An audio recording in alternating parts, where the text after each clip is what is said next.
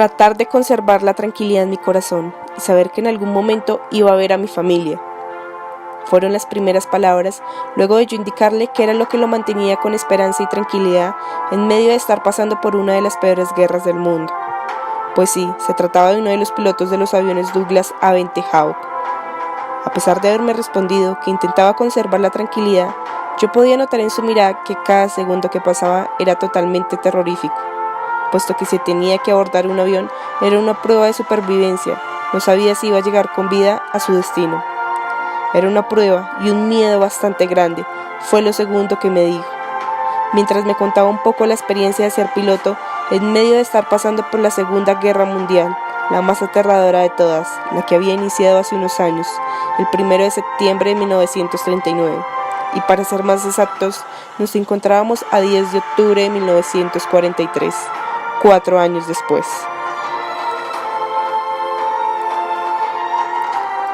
Erich Hartmann, así se llamaba el hombre alemán que sobresale en la guerra, pues es considerado como el mejor piloto de caza de todos los tiempos. También es conocido como el Diablo Negro por sus adversarios. Es un hombre que se le nota por toda su expresión que ha logrado ser muy valiente durante todos estos años, ya que en el transcurso de mi intento de reportaje no fue para nada fácil llegar a él, debido a que se mantenía muy protegido y no revelaba mucha información. Además de eso, podía suceder que en cualquier momento fracasara mi reportaje, ya que no se sabía en qué momento tenía que irse a combatir. Por eso sentí miedo, pero aún así me sentí orgullosa de estar enfrente de una de las personas más honrosas. De igual forma intenté abarcarlo lo más rápido posible, para que las cosas no se me salieran de control. Así que continué con una de mis preguntas. ¿Usted está preparado en todos los sentidos por si lo llegan a atacar?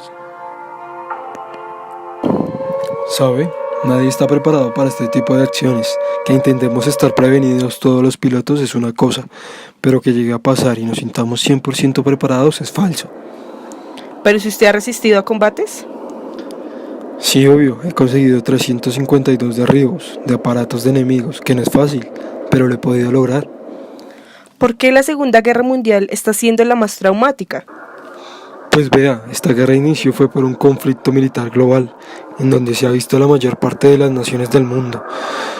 Pero como tal, esta guerra inició en la invasión alemana de Polonia. Pero hasta el día de hoy, si no estoy mal, son 44 millones de personas muertas.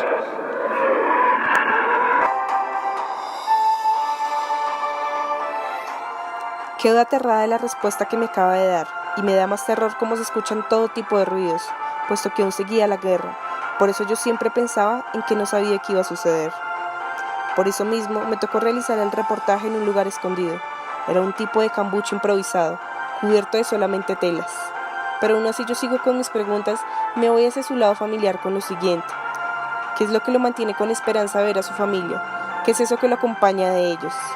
Sujeta su cabeza y la agacha con un fuerte suspiro. Yo me quedo impresionada con lo que está pasando. Siento que hice mal en preguntarle eso, pero aún así, él me responde poniéndose de pie y abriendo un poco las telas. Señala el avión y exclama: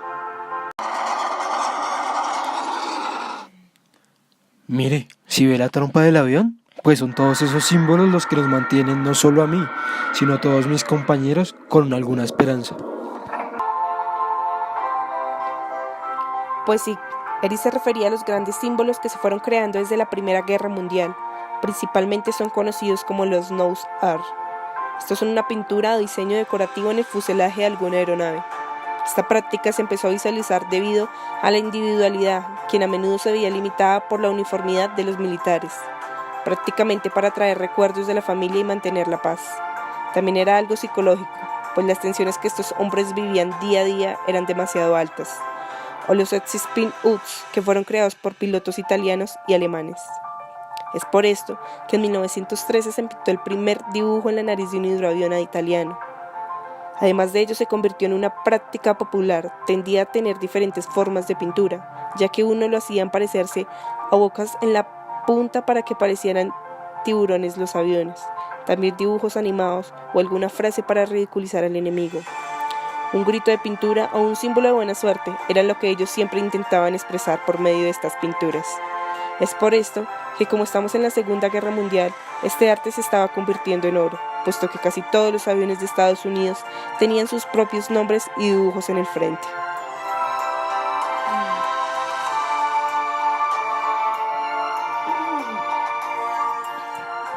Por ello me surge la siguiente pregunta: ¿por qué mujeres desnudas son dibujadas en los aviones? Él se ríe con inocencia absoluta, pero de todas formas me contesta con que muchos aviones han sido bautizados con nombres femeninos, como la Bella de Troy o la Muñequita de Texas, y por eso hacían decoración con chicas, en vestidos de baño, vestidos provocativos. Es por esto que, para concluir, Erkin me estaba dando a entender que es una tendencia que sirve como modo de apoyo moral o psicológico para todos los pilotos, así como lo mencionaba anteriormente, ya que esas pinturas los hacían recordar su hogar y cómo estar viviendo una vida más pacífica, la paz.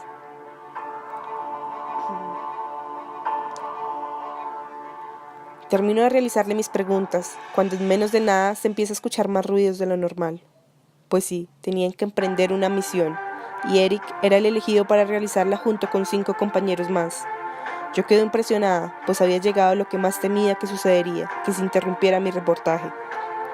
Eric sale corriendo junto con sus 5 compañeros, pero antes de subir a la cabina del avión, orinan una de sus llantas. Me quedo pensativa de con qué razón lo harán. Así que él me mira y me dice, se preguntará por qué hacemos esto, ¿cierto? Yo no respondo, estoy en shock, pero aún así él me responde. Lo hacemos ya que nuestro destino todos los días está en manos de fuerzas externas, debido a esta segunda guerra que se está viviendo. Esa práctica se conoce como el locus externo. Me mira y se despide. Yo reacciono y levanto mi mano con exclamación de despido. Finalmente, Eric decide emprender su misión. A pesar de lo que acaba de suceder, yo quedo muy pensativa, pero decido continuar mi reportaje, ya no con Eric, sino con abarcar a sus padres. Era algo aún más complejo, pues entendía que sus padres se encontrarían en un lugar mucho más seguro. Eric no tenía contacto con ellos desde hace 4 años, así que en verdad yo no tenía en dónde recurrir, pero hice lo posible con investigar en dónde podrían estar. Lo logré, llegué a poder escuchar esas maravillosas expectativas que tenían hacia su hijo. Refiriéndose a mi hijo, estoy muy orgulloso, puesto que él desde muy pequeño le gustaba mucho la aeronáutica, fue muy aficionado a los aviones y de ahí su gusto incorporó a las Fuerzas Armadas, donde allí hizo unas cosas increíbles, y orgulloso de él cuando tuvo tantos incidentes. Una de las cosas que más recuerdo o que más me llena de orgullo fue un aterrizaje forzoso el cual tuvo que hacer él.